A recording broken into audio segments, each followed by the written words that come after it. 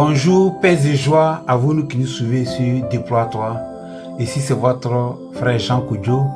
Et aujourd'hui, nous avons la grâce de partager avec vous un magnifique thème. C'est vrai, souvent, on regarde 1 minute 10 et on quitte. Ne quittez pas, parce que nous allons donner de très belles informations. Et le thème qui nous anime aujourd'hui, c'est l'indépendance financière pour l'impact. C'est-à-dire, pour pouvoir avoir de l'impact dans ce monde où nous vivons, il faut avoir de l'argent.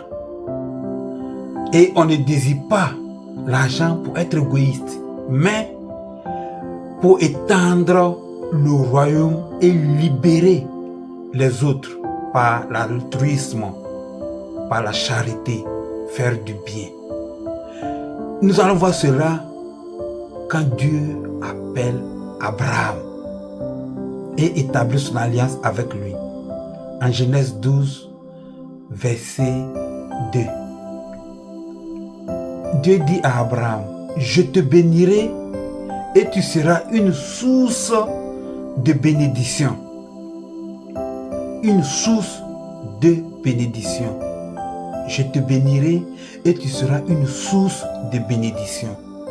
Donc, on devient source de bénédiction quand on est soi-même béni, c'est-à-dire quand on est soi-même financièrement indépendant, de pouvoir souvenir à nos besoins et d'aider ceux qui ont besoin des fruits de notre charité.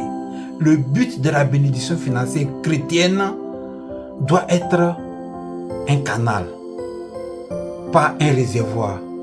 Dans un canal, c'est-à-dire que l'argent doit circuler librement à travers nous pour pouvoir atteindre ce que Dieu veut atteindre par notre vie et par notre appel sur cette terre. Donc Dieu, il établit Abraham, il le bénit et en lui, Abraham, il bénit tout le peuple de la terre. Donc, à l'image d'Abraham, toi et moi aussi, nous avons été appelés pour impacter le monde. Mais pour pouvoir avoir cette grâce-là, il faut être financièrement libre. En Proverbe, au chapitre 12, verset 22, nous dit, en plus d'être libre, il faut laisser un héritage à tes descendants.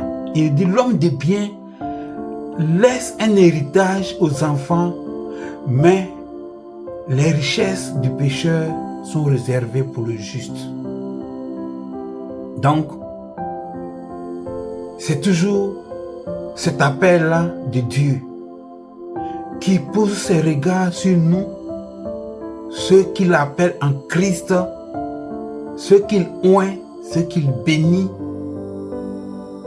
pour qu'ils deviennent prospères par le travail, afin de pouvoir être source de bénédiction. La Bible donc, par conséquent, valorise l'intergénérationnel et la création de structures financières durables pour la famille et pour la communauté. Et l'Église, à son tour, soutient que la richesse est un outil de transformation sociale. Il ne faut pas, mon frère, il ne faut pas, toi, ma soeur, qu'aujourd'hui nous écoute, être gêné. Parce qu'on voit ça souvent. Quand dans le milieu chrétien, on parle d'argent, on nous regarde mal, il y a comme un sens de mépris, on rougit, on est mal à l'aise. Il faut avoir l'argent parce que Dieu lui-même, il est bénédiction, il est source de bénédiction, à lui appartient l'or et l'argent et il veut que toi aussi tu sois en capacité de pouvoir faire le bien en t'enrichissant par ton travail. Nous allons vraiment voir que donc cette richesse, acquérir des biens n'est pas un tabou. Le pape Léon III, dans son encyclique Rerum Novarum de 1891, défend fermement le droit à la propriété privée et à l'enrichissement par le travail. Mais il ajoute une règle d'or. Si la propriété privée est pour celui qui a travaillé pour acquérir cela, mais l'usage des biens doit être partagé. L'usage des biens doit être partagé. Si toutefois on a des propriétés privées, mais cela ne veut pas dire qu'il faut faire de notre cœur une vie d'homme privé, où tu t'enfermes totalement par égoïsme et l'argent ne circule pas, mais tu amasses cela et ta vie devient comme un réservoir. Oui, il faut donc œuvrer pour acquérir la bénédiction, pour la matérialiser, mais pour mettre cela au service du royaume des cieux, par l'amour, par la charité, par l'entraide, par la coopération. Il écrit, le pape Léon III, que la fortune doit servir à élever la condition de sa famille, puis à investir dans la communauté pour créer des emplois et éradiquer la pauvreté. Donc, comme nous avons indiqué par notre titre, l'indépendance financière pour l'impact. Je pense que nous qui servons le Père de notre Seigneur Jésus-Christ, notre Seigneur, avons cette grâce de le connaître, de nous connecter à sa source, lui qui est source de tout bien, et en retour, partager, créer des structures pour élever, pour améliorer la condition divine. Et le bienheureux Antoine Frédéric Ozaman, 1813-1853, un intellectuel et professeur catholique, fondateur de la communauté de la société Saint-Vincent de Paul, a démontré cela par sa vie, que pour avoir de l'impact social durable, il ne suffit pas de donner des pièces de monnaie, il faut organiser des réseaux, créer des structures économiques et utiliser ses compétences intellectuelles et financières pour relever les plus démunis. Donc, voici le but de la prospérité financière chrétienne. Oui, le but de la prospérité financière chrétienne. Et en cela même, nous pouvons étendre cela au-delà des chrétiens. Mais nous voyons beaucoup de gens nantis qui, par cette grâce d'être prospères, font du bien à l'humanité par des œuvres de charité. Il ne faut pas rougir. Il ne faut pas rougir d'en parler. Et il y a quelqu'un que j'admire, que j'aime, le pape Jean-Paul II, qui a défendu aussi cela, cette position en disant dans son encyclique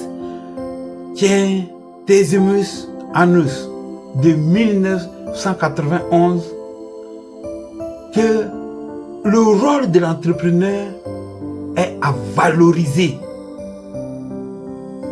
Pour lui, la principale ressource de l'homme, ce n'est pas la terre sur laquelle nous vivons, mais l'homme lui-même, son intelligence, sa capacité d'organisation et son sens de l'initiative.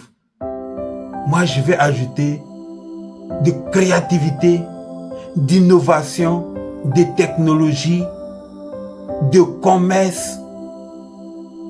Voici ce qui peut nous permettre vraiment de sortir la tête haute et de pouvoir mettre en valeur non seulement notre vie, mais permettre à bien des frères et sœurs que nous voyons autour de nous qui ont besoin de vivre aussi dignement. Oui, voici notre appel. Voici notre appel en tant que chrétien et croyant. Voici notre appel en tant que missionnaire de l'amour. Parce qu'on ne peut pas seulement prêcher la parole alors que les gens sont dans la misère, sont dans la pauvreté. Comment est-ce qu'ils peuvent nous écouter?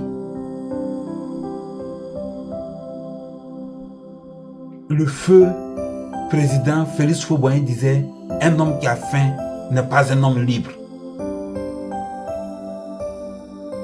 Comment faire pour donner à manger aux hommes, aux frères et aux sœurs qui ont faim? C'est toi qui m'écoutes, c'est moi, c'est nous, communauté chrétienne, les hommes de bonne volonté, les hommes qui ont l'amour du prochain dans leur cœur, enrichis donc par leur travail, qui doivent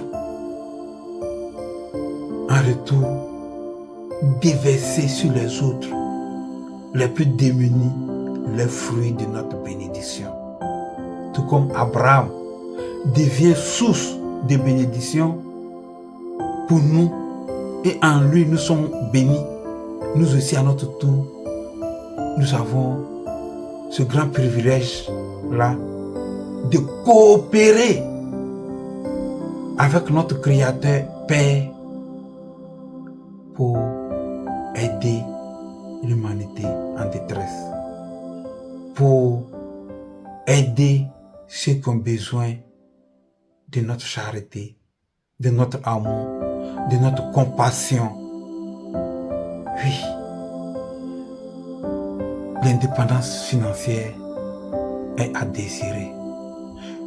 Je prie donc, toi qui m'as écouté, que le Père de notre Seigneur Jésus-Christ, riche Père de la providence, t'enrichisse, te protège, t'ouvre des opportunités de progresser, de développer ton entreprise, afin que par ta grâce de l'entrepreneuriat, non seulement tu donnes du travail